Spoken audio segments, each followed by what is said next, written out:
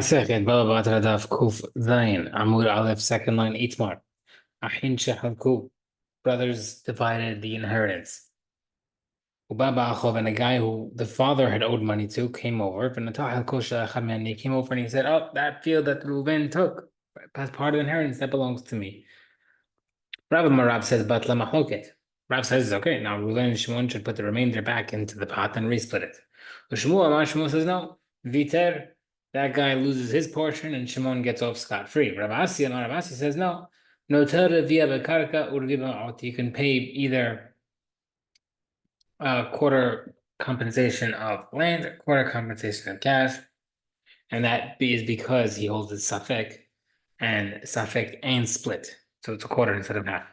Rav said it's we redo the we are redividing it is because kasavar he holds ha'achin shehalku yerushinin. They are considered inheritors when they well, sorry, the inheritors they're considered um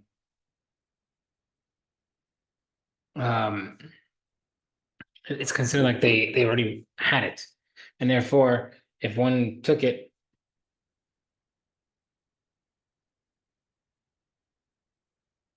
sorry, yeah, is that they're considered inheritors. They inherited it from their father, and therefore, if one guy loses out, the other brother has to make up for it. Shmuel says he lost out. Sorry, they're considered purchasers, which means that they bought each other out, and therefore, this guy bought it without the guarantee that you're gonna keep it. It's as if he bought something as if it had a lien on it. There's no guarantee. And if one guy loses it, he can't get it back. Ravasi wasn't sure. Ravasi is not sure if we hold it, bid it out, right? We had this concept before, but they're going to bring a retroactive halacha. So since I'm not sure whether or not you're dividing it via inheritance or purchasing, therefore you take a quarter via cash or land. We're saying the halacha is in regarding to the brothers, they have to take off a portion. Says, no, he holds like Rav, that the division gets canceled because they redivide. The halacha is, but the mahloket is that the mahaloket, that the original thing is canceled and you have to redivide it according to Meimar and Rav. Turmanan, three judges went to appraise a certain property for the orphans. And I don't remember, one judge says it was $100. By the time it's the other two judges said it was 200. And I don't remember let's say two guys said it was 200, one guy said it was 100. Sorry, opposite. One guy said it was 200, and other two judges said 200, 100. But the single judge is outvoted. They're all different. One judge says 100. And one says 80. One says 120. So 80, 100, 120. Nidon b'maneh, you average out at the 100 according to the first opinion. Says, you do 90. One different opinion says, you calculate the difference and you divide it, which means that you take that amount to the lowest price and you add it there, which would make it 93.3. All right, so since you have 80, the highest was 120, difference is 40, divide that by 3, 13 and a half, plus the 80 lowest price is 93.3. So, says you do 90, Kasavar, he holds, Ha'ara, this land, Shave Tishin Shara, was worth 90. So how come the other judge said it was 80? He made a mistake of 10, underestimated by 10. The other guy who said it was 100, he added 10 extra. And therefore, the medium is the 90. We assume that's the correct price. Maybe hold on a second. Maybe this land's worth 110. The guy who said 100, he actually was 10 behind. The other judge who said 120 added 10. So maybe it's the average, the price should be 100. Why are we assuming that it's 90? Tamara says, in this case, since the first two judges did not put it at over 100, we cannot say that we're automatically paying the guy $100. He calculated the difference between them. You divide it into three. Why do the Kasabre Hayaratish in Tata Betata Shaba? He holds that this property is actually worth 93.3. Haidakar Singh, the guy who said 80, Katai Tlesa Betata Akhre, he made a mistake of 13.3. Underestimation. Haidakar and the other one said 100, Katai Tlesa Betata Kame, he added 13.3 to over amount. Ubudin who did and technically he should have just said that it was worth 6 2/3 more Yani by 100. But look at the fact that he didn't say it. It's enough that I already added too much to the other guy. The other guy said 80. I'm gonna say so much. So you know what? Instead of saying 106.2 and 2/3, I'll just say 100. Versus other way, who says that? We should look at it that way. We should look at it the opposite way. Maybe this land's worth 113.3. The one who says money, he made a mistake. He underestimated 13.3 instead of 100. Maybe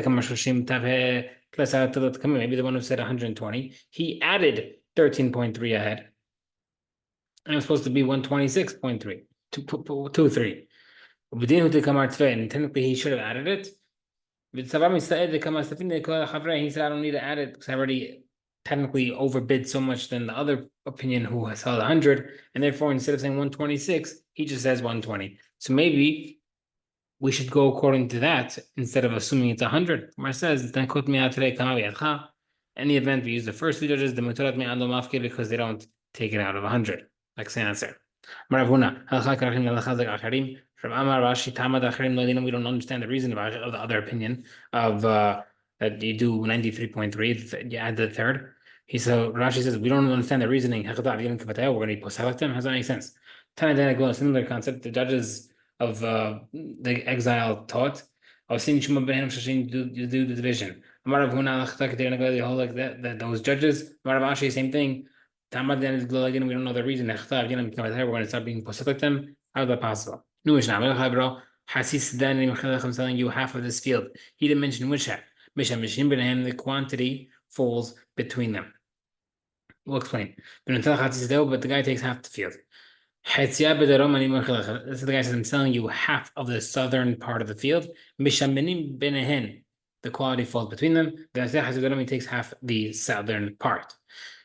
The seller, when he's selling the field as well, he has to accept him to sell part of the property outside the boundary, space for the fence. Haritz ben haritz, a big trench and a small trench.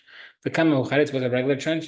Shishat tvachim, 6 tvachim. Ben haritz, a small trench, is shishat tvachim, not 3 tvachim. So he has to add a minimum of 9 tvachim. We'll see soon. It's going to be more.